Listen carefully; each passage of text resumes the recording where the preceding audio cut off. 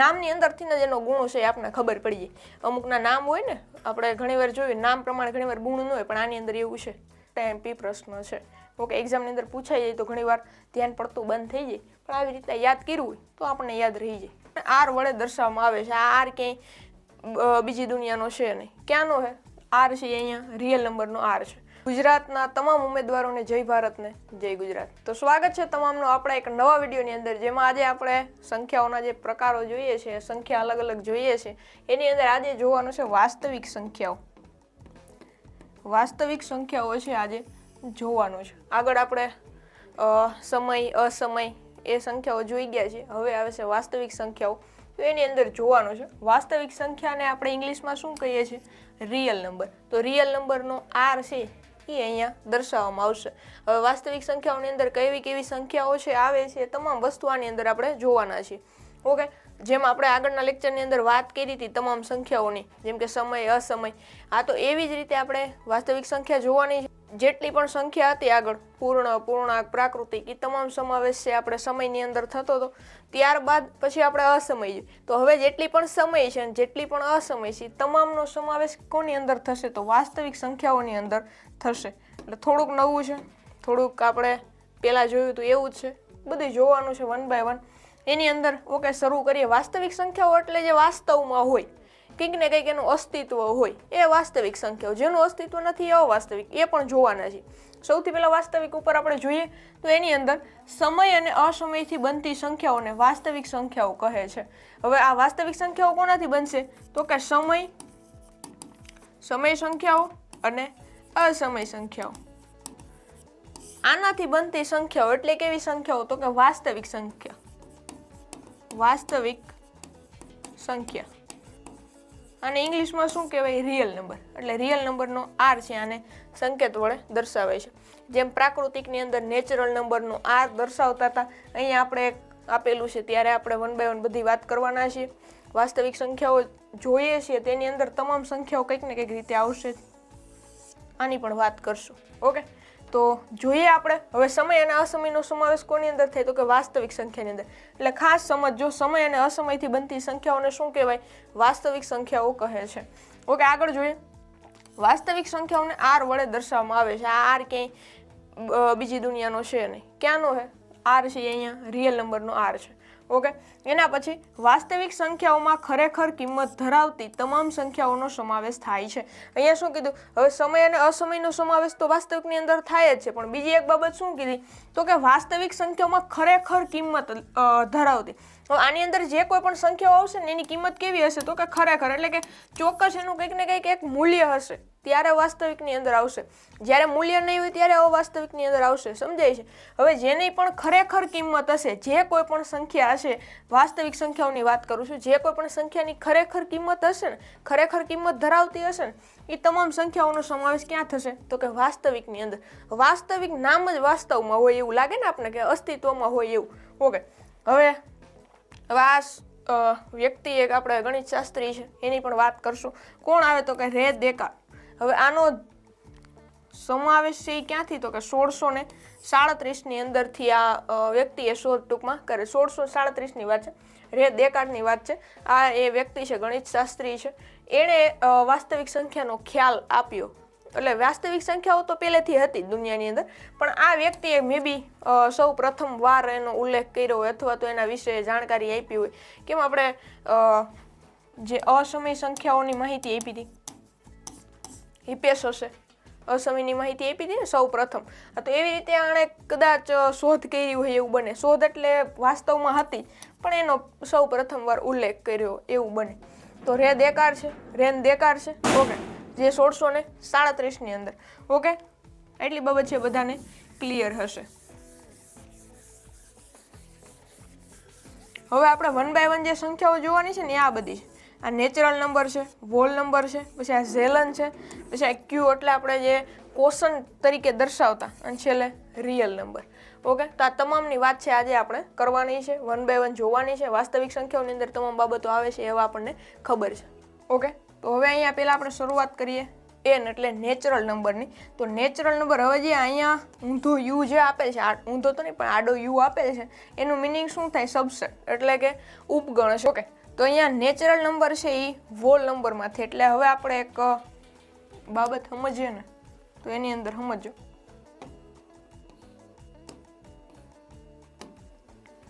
આપણે પ્રાકૃતિક સંખ્યાઓ છે એ ક્યાંથી ચાલુ થતી? તો એ 1 થી ચાલુ થતી. 1 2 ઓકે 3 છે, આવી રીતે ટૂંકમાં હતી પ્રાકૃતિક સંખ્યા. એના પછી આપણે પૂર્ણ સંખ્યા જોઈ. તો પૂર્ણ સંખ્યાની અંદર શું આવતું? તો કે 0 આવતો, બાકી તો હતું એમનું જ છે. ઓકે, એના પછી આપણે પૂર્ણાંક સંખ્યા જોઈ. તો પૂર્ણાંક સંખ્યાઓની અંદર શું આવતું? તો કે ઋણ પૂર્ણાંક પ્લસ ધન પૂર્ણાંક. જો સમજો, પ્રાકૃતિકની અંદર 1 2 3 જે પ્રકૃતિની અંદર 0 નો સમાવેશ નહોતો, એના પછી પૂર્ણ સંખ્યા એટલે કે 0 નો સમાવેશ થયો. આપણે 0 ની જરૂરિયાત થઈ. શું કામ થઈ એ હવે ખબર છે. જો આપણે અંક લખીએ,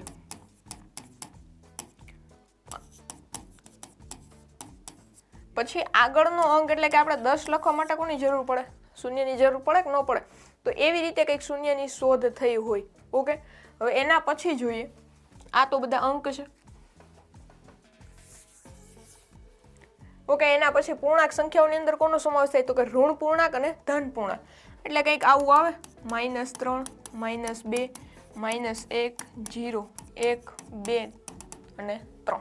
ઓકે, એના પછી આપણે અપૂર્ણાંક જોઈએ.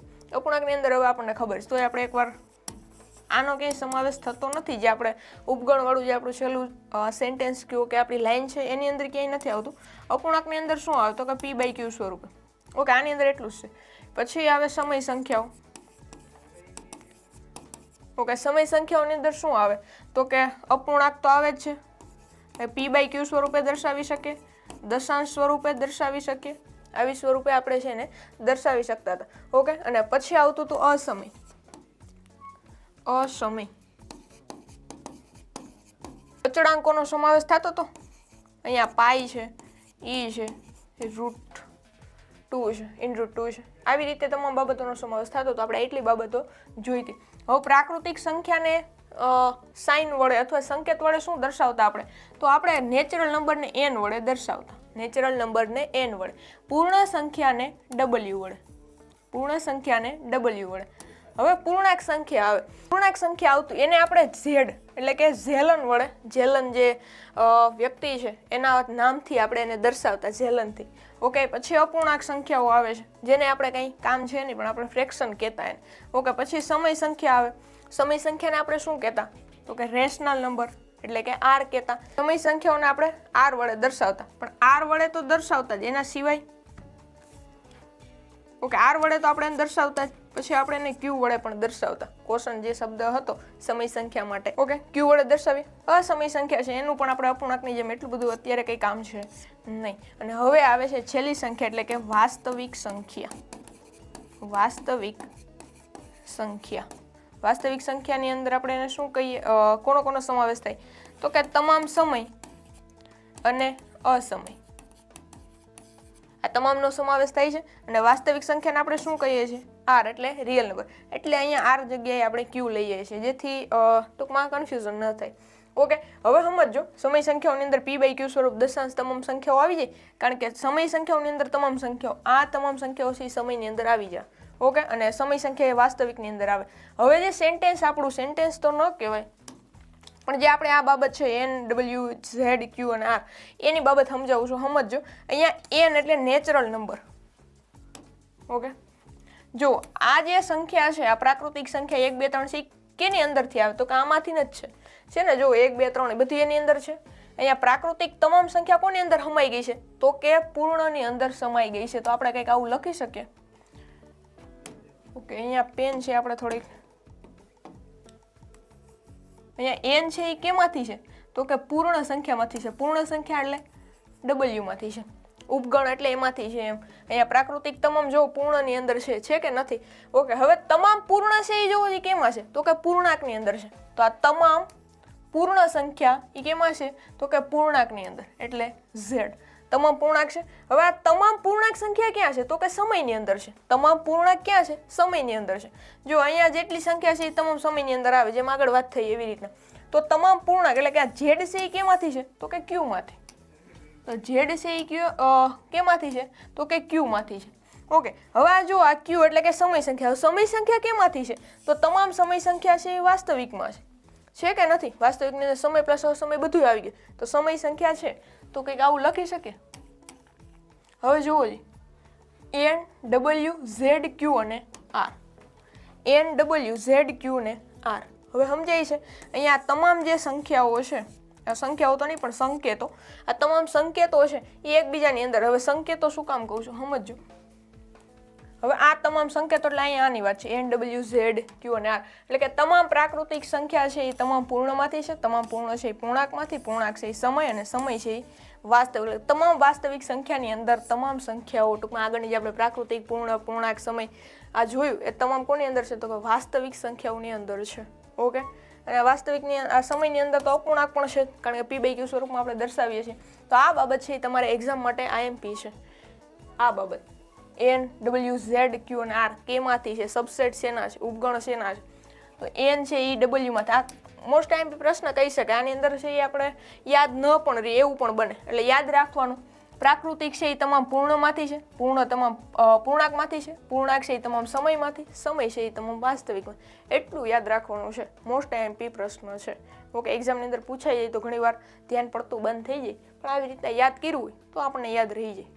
ઓકે, તો આવી રીતે કંઈક આપણે યાદ રાખવાની છે આ બાબતો. હવે આની ઉપર આવીએ તો સમય સંખ્યા અને અસમયથી બનતી સંખ્યા એટલે વાસ્તવિક સંખ્યા છે. સૌ પ્રથમ 1637ની અંદર રેન દેકાર્ડે, એટલે આ વ્યક્તિએ એનો ટૂંકમાં શોધ કરી કે સંશોધન કર્યું કે સૌથી પહેલા ઉલ્લેખ કર્યો એવું બની શકે. કારણ કે પહેલા વાસ્તવની અંદર છે એટલે દુનિયાની અંદર હશે તો ખરા, પણ સૌથી પહેલા ઉલ્લેખ છે આ વ્યક્તિએ કર્યો, એટલે આના નામ ઉપરથી ટૂંકમાં ઓળખાય એવું બની શકે. એટલે રેન દેકાર્ડે સૌથી પહેલા આની શોધ કરી એવું કહી શકાય. ઓકે, એટલી બાબત છે એવું બધાને ક્લિયર હશે. તો આ હતી આપણી વાસ્તવિક સંખ્યા. હવે વાસ્તવિક પછી આપણે આવીએ છીએ અવાસ્તવિક સંખ્યાઓ ઉપર. હવે જોવાની છે અવાસ્તવિક સંખ્યા, એવી સંખ્યાઓ કે જેનું અસ્તિત્વ છે નહીં, માત્ર ને માત્ર શું? તો કે કલ્પના છે. તો આ કાલ્પનિક સંખ્યાઓની વાત કરવાની છે. ઇમેજિનરી નંબર, જેનું ખાલી કલ્પના કરી શકે કે આવું કંઈક હોય એમ. આવી સંખ્યાઓનો પણ ઉલ્લેખ થયો છે. તો જોઈએ શું છે આની અંદર.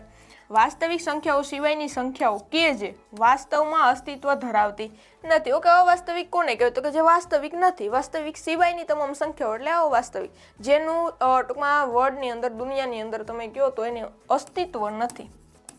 અસ્તિત્વ નથી, જેનું અસ્તિત્વ નથી, જે વાસ્તવમાં નથી, એને શું કહેવાય? તો કે અવાસ્તવિક. અસ્તિત્વ જેનું વાસ્તવમાં નથી એ અવાસ્તવિક, અને જેનું વાસ્તવમાં અસ્તિત્વ છે એ તમામ વાસ્તવિક સંખ્યાઓ. ઓકે, નામની અંદરથી જ એનો ગુણ છે એ આપણને ખબર પડી જાય. અમુકના નામ હોય ને, આપણે ઘણીવાર જોયું નામ પ્રમાણે ઘણીવાર ગુણ ન હોય, પણ આની અંદર એવું છે. ઓકે, હવે જોઈએ આથી સંખ્યાઓને આઈ કે જે વડે દર્શાવવામાં ટૂંકમાં દર્શાવાય છે. તો અહીંયા અવાસ્તવિકની અંદર જે ઇમેજિનરી નંબર છે એનો આઈ અને એક જે વડે પણ દર્શાવાય છે. હવે જો અહીંયા એક આપણને આપેલ છે કે -1 રૂટમાં -1 છે, જે આ સંખ્યા છે એ કેવી છે? અવાસ્તવિક છે. આ સંખ્યા કેવી છે? અવાસ્તવિક છે. આ જે સંખ્યા છે એ અવાસ્તવિક છે. હવે અત્યાર સુધી આપણને આની ખબર હતી, તો આ સંખ્યા છે એ કેવી છે? તો કે અસમય છે.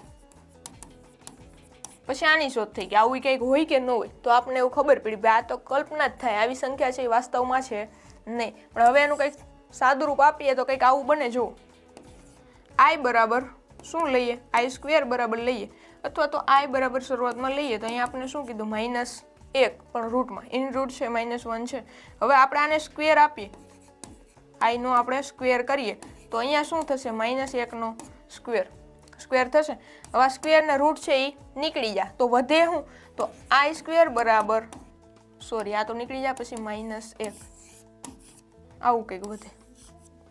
ઓકે, આવી રીતે છે એ થાય. અંશમાં આપણે કેમ અંશમાં જે કરીએ એ પ્રોસેસ છેદમાં થાય, તો એવી રીતે આપણે બરાબરની આ બાજુ જે પ્રોસેસ કરીએ એ પ્રોસેસ છે આ બાજુ પણ થાય, એટલે ડાબી અને જમણી બાજુ પણ થાય. એ હવે આપણને ખબર છે.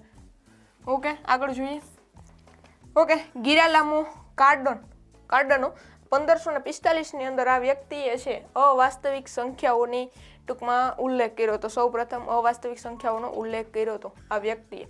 તો એ 1545ની અંદર કર્યો છે. ગણિતનો ઇતિહાસ આપણે જોવા જઈએ તો કંઈક આવું છે એની અંદર. તો અવાસ્તવિક સંખ્યાઓની અંદર તો કે જે સંખ્યાઓ છે એ વાસ્તવમાં છે જ નહીં, આનો સમાવેશ કેમાં થાય તો કે વાસ્તવિક સંખ્યા અવાસ્તવિકની અંદર સમાવેશ થાય છે. આ વિડીયોની અંદર આપણે વાસ્તવિક સંખ્યા અને અવાસ્તવિક સંખ્યા કોને કહેવાય, કોણે આનો સૌપ્રથમ ઉલ્લેખ કર્યો, કઈ કઈ સંખ્યાઓનો સમાવેશ થાય છે, આ તમામ બાબતો આપણે આ વિડીયોની અંદર જોઈ છે. તો હવેના વિડીયોની અંદર આપણે થોડીક પાછું કંઈક નવું શીખશું.